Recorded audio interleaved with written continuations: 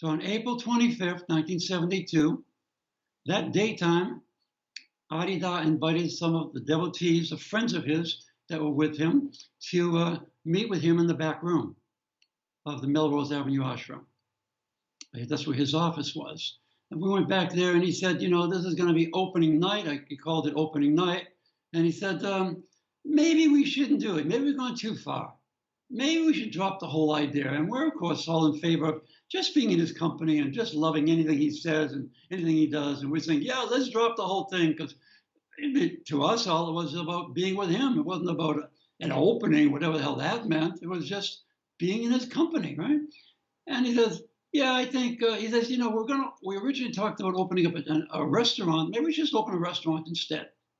And we're going, yeah, a restaurant where you can do this, and I can be a chef, and you can be a waiter. And we talked, and he goes, no, no, I think we've gone too far.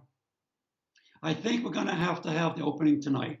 And we went, okay, he said, do you agree? And we went, yes, opening tonight. So we all agreed. He said, okay, then I'm going to go home and prepare for the evening, and you guys clean up the ashram and get it ready. He left, and we started beautifying, cleaning the whole ashram, putting flowers on all the altars, putting flowers around his chair. And at some point, we lit some incense when it was all clean and ready. And at that moment, when we lit the incense and just felt how everything just calmed down, and his presence was so strongly felt, it was a fullness in the room. And we felt that he had prepared the room by his spiritual presence being there. We didn't understand all the words about it, but it felt he was there in the room. And that we felt was the first gift he gave to the opening of the ashram, establishing his spiritual presence in the room, so that when people came in, there was more than just his body, but his whole presence would be felt. At some point, as night came, he came back and he invited us to go into the back room with him again. And he talked about, he didn't make much of it. It was just kind of making jokes about opening night and all the kind of things that happen on opening night and all that. And then he said, are you all ready? And we said, yeah, because, he wanted to do this. We wanted to do it because he wanted to do it. It was all about the loving relationship. There was the whole time. He said, okay, then it's time to go out and greet the guests. So we went out and greeted the guests. Actually, they came in about 25, 30 people, something like that came. Could have been 40 people. And they looked at the bookstore and the books for a little while. Then they came in to the meditation hall. And they all sat there. And they talked and looked around at the whole place. And after they all quieted down a little bit, he came out, he took his seat, and he looked at everybody. And they all quieted and looked at him. It's interesting that when you don't know somebody and they're supposed to be an important person, like a spiritual master or something, and they look at you, you're awkward, and you're awkward to look at them, so you kind of don't look away, or you're hesitant, all that. So he let that calm down, and then he closed his eyes. And I knew that he closed his eyes, not because he was going anyplace, but I knew he closed his eyes just so that we could look at him without feeling awkward about looking at him. And he had his eyes closed for, 40 minutes, 45 minutes, may have been an hour. There was no way of saying. And the room was just quiet. And people were just basically looking at him. But they were actually receiving darshan. They're actually feeling whatever they could feel. A transmission was coming from him of his open-hearted love, his open-hearted prior condition, his happiness that was radiating into the hearts of everyone in the room.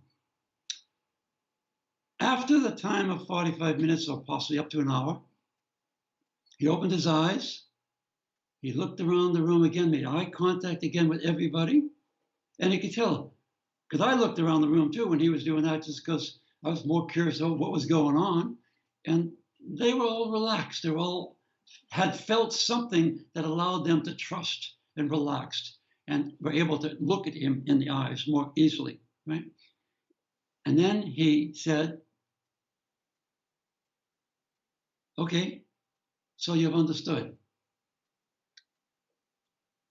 And nobody said anything.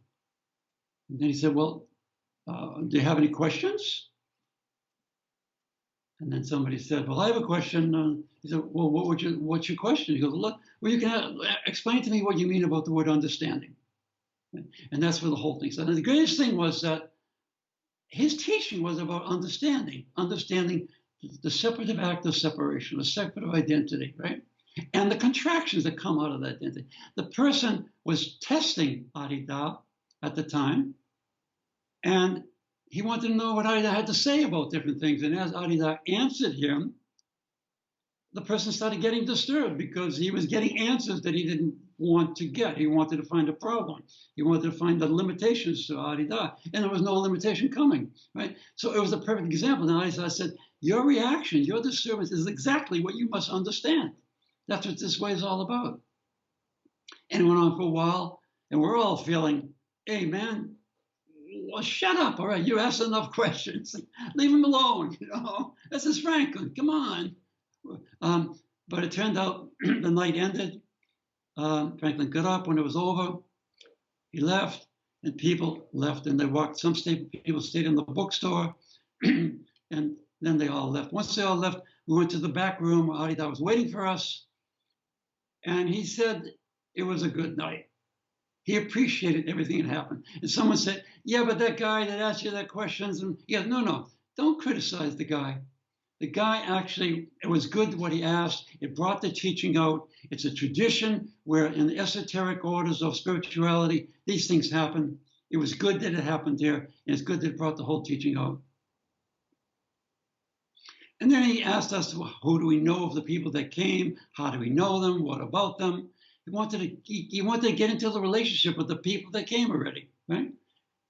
Because he already was feeling them, and he wanted to know more about them so he could do his work with them. And then he said, okay, well, the night is good. We've begun.